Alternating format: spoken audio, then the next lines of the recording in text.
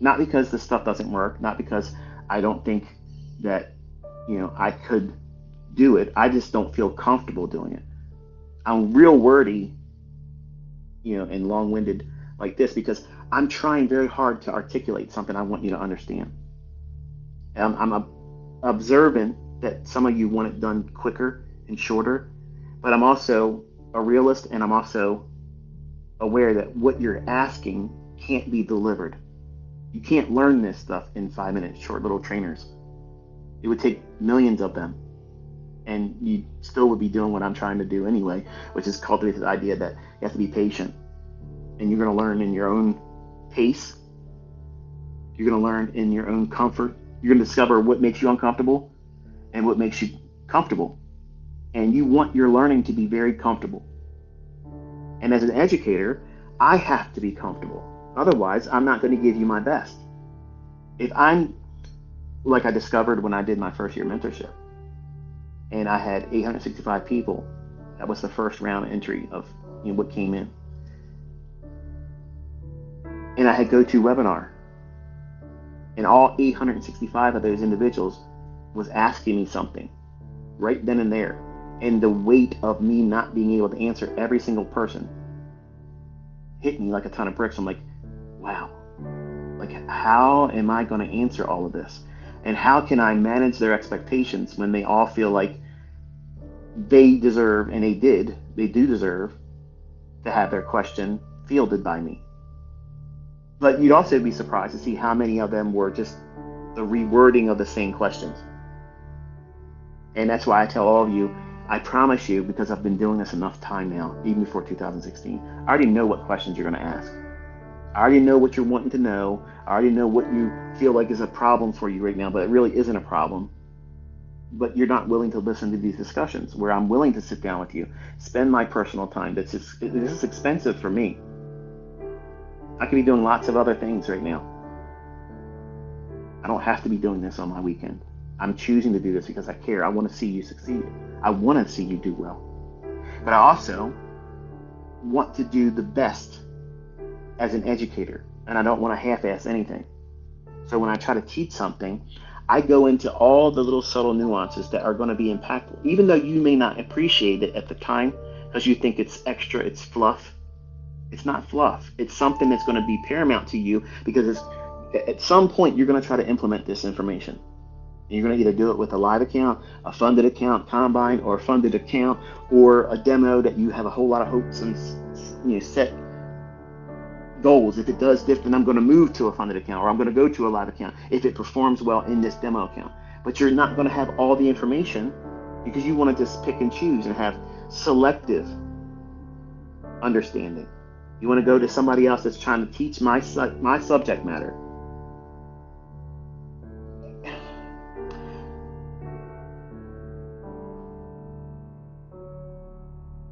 I don't know how else to say it than it's going to take you longer. And I've done everything I could over the years to try to simplify something that's very, very complex. If these markets are in fact ran by an algorithm, and I'm framing that in the argument for the people that don't want to believe it, if they are, wouldn't it require a great deal of theory to be understood? On what basis do they implement the price runs higher and lower? And when would they consolidate and frustrate you and not present opportunities when other people might see something in the chart and say, oh, there's something there, and they get whipped, sawed, and chopped up? I'm sharing that with you. I'm telling you when to see the markets in. It's going to be problematic. There might be opportunities there, but it won't be easy because it's going to be high resistance, and it still might go to where you think it's going to go, but it won't be a clean one single run to it. And I'm teaching you how to identify that.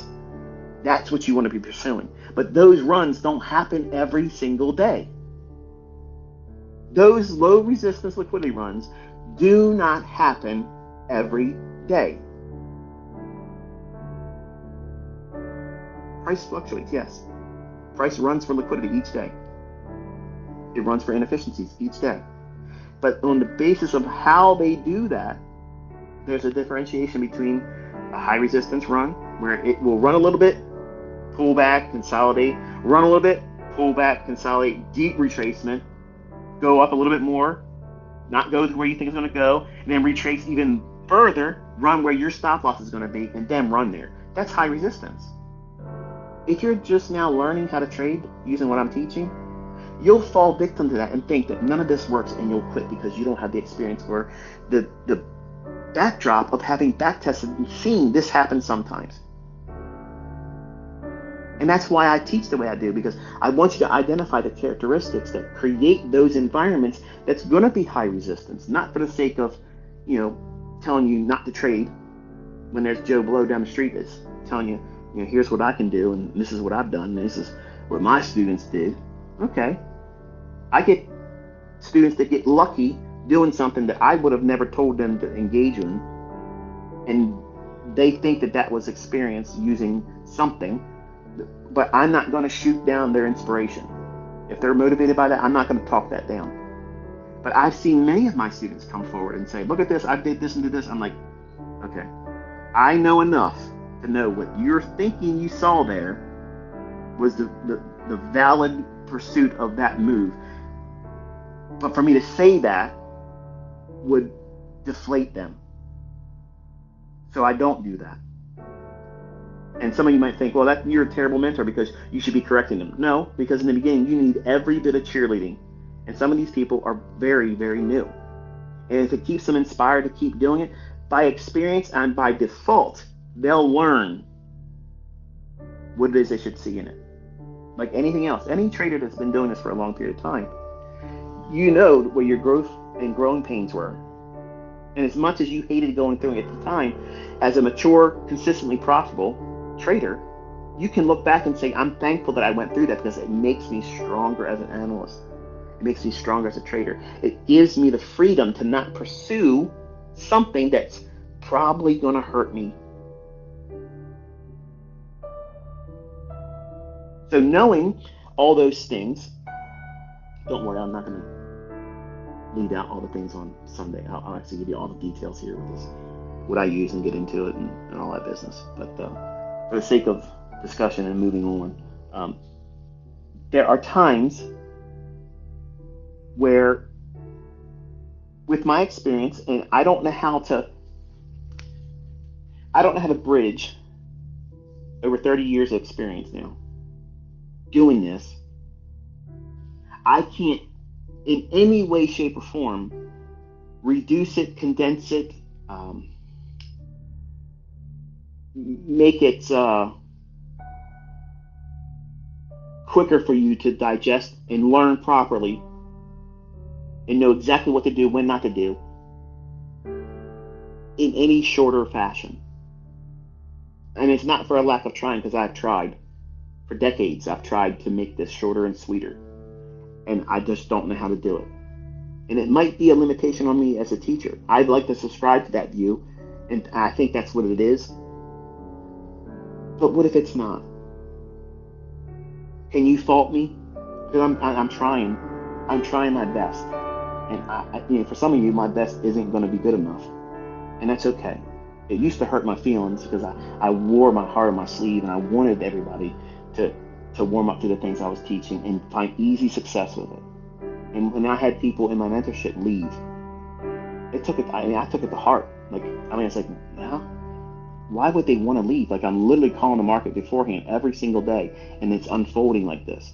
And I discovered over time, listening to people explain their hardships and what they wrestled with, they wanted to trade with it. Not just, okay, yeah, you said it was going to happen, but I want you to put me in the trade.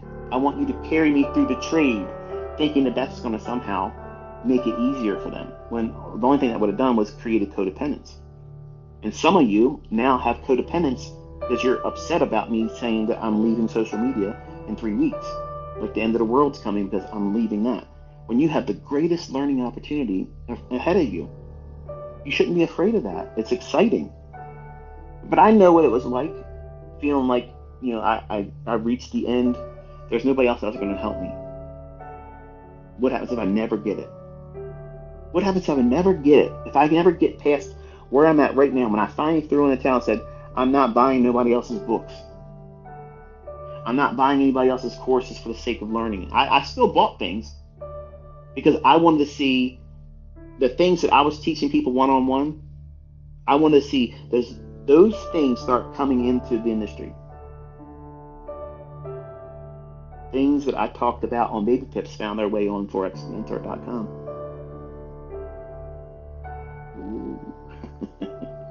And I had a heated exchange with Vince Noble in email. And I talked about it with Chris Laurie, and I told him, I said, you're the only person that had any value over there on that website.